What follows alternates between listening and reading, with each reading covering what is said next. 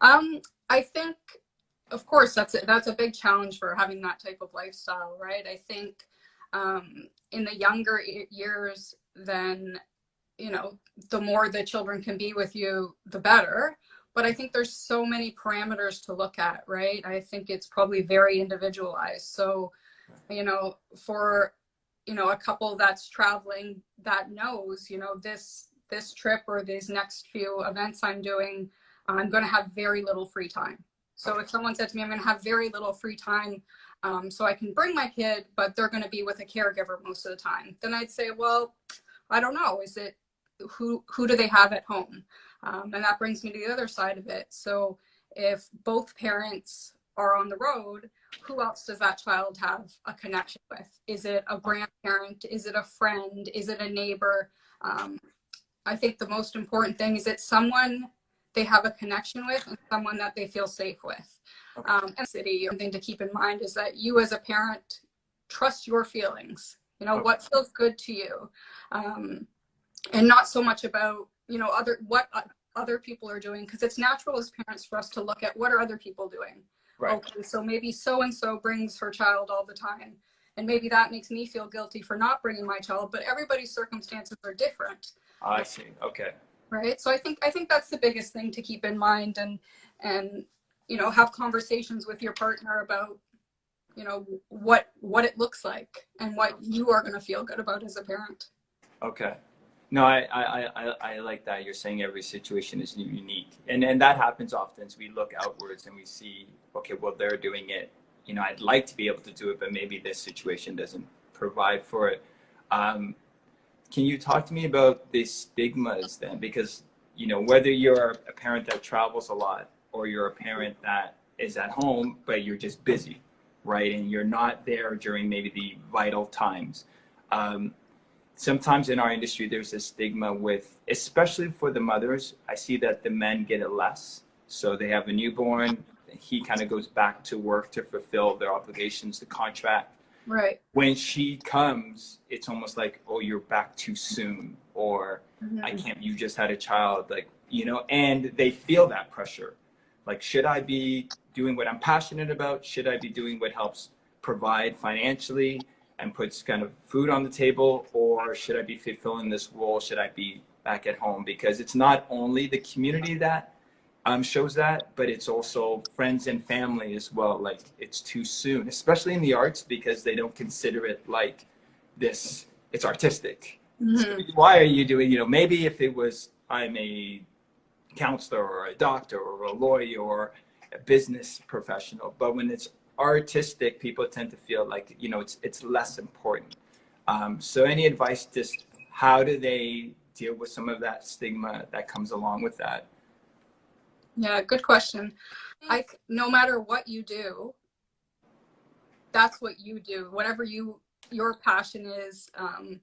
And being met with people thinking, oh, this is not important, why are you doing it?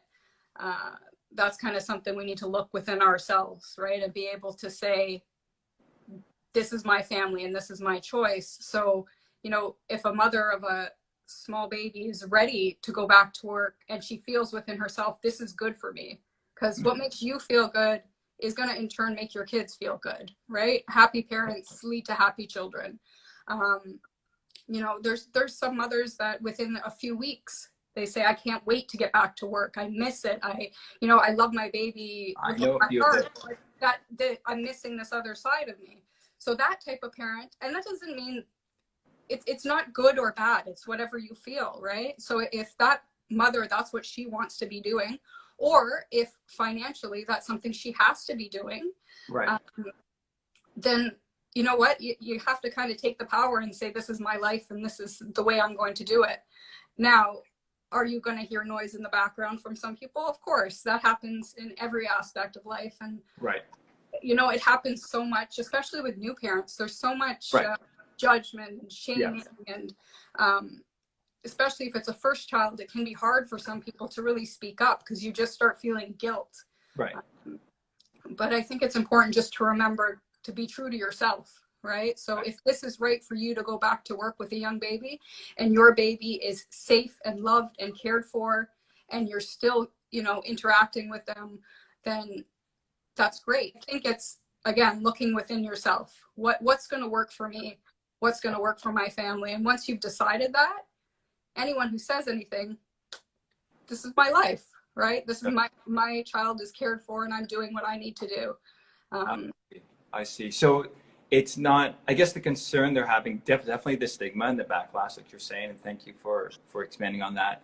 And it's also, you know, will my child grow up to resent me if I'm absent? I'm using the word absent, maybe that's not the right word. So forgive me any terminology that I use that's wrong, just, you know, ask me to clarify if need. But, you know, if I'm absent from these years that they're really personality characters being shaped, you know, what is the long-term damage possibly? And I know you can't predict, I understand that, but I guess that's also a thought that comes into place. Like, you know, you were never here for me when I needed you. You were never here when I wanted to do these things. So it's that piece. Yeah, fair enough. I think connection between children and their parents is huge. Right. If we as adults look at, you know, our own relationship with our parents, some would say they're wonderful, some would say they were awful, right? Yeah. And we bring some of that into the way we parent our children as well. So being mindful of that is really important. But also, I would think less in the terms of the amount of time and more about the quality of time.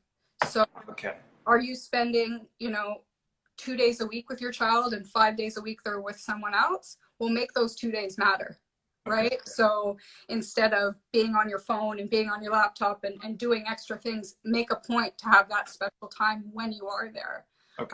And that goes for saying, you know, if people are spending more time with their children home right now because we're restricted to travel, keep that in mind too, because now is a great time to set aside that quality time. And it doesn't, again, it's not about how much of it there is. It's about that it's consistent and it's meaningful. And it's showing interest in what your child has an interest in. So obviously when it's a baby, it's a little different. It's just a lot of, you know, time together. But once you have an older child who has interests, you know, lots of us have children with interests that, you know, maybe we can care less about. Maybe we hate Lego. Maybe maybe that video game is ridiculous and it makes you angry. But you know, validating what they love and spending time with them doing what they love, those kind of things are going to make a difference, right? Like, you know, asking our kids what, you know, we have 2 hours today together. What do you want to do? Like, what is there something somewhere you want to go, something you want to show me? Or maybe it's just, you know, we're on the couch reading books together, whatever that child loves, right? And we're just showing you're all that matters to me right now.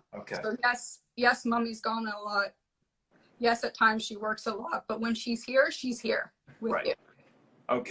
And having those type of conversations, I mean, I guess at the right age, having those type of conversations with them is what you're saying, you're suggesting.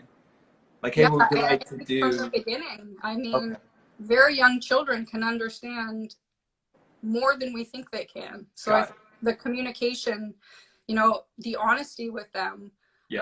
And also at a very young age, kids love routine. They love schedule. Even as adults, some don't, but kids thrive off that stuff. So if they know what to look forward to and they know what the week ahead looks like, and maybe that's putting a calendar on the wall and saying, you know, this is when mom and dad are gone, this is when I have my special time.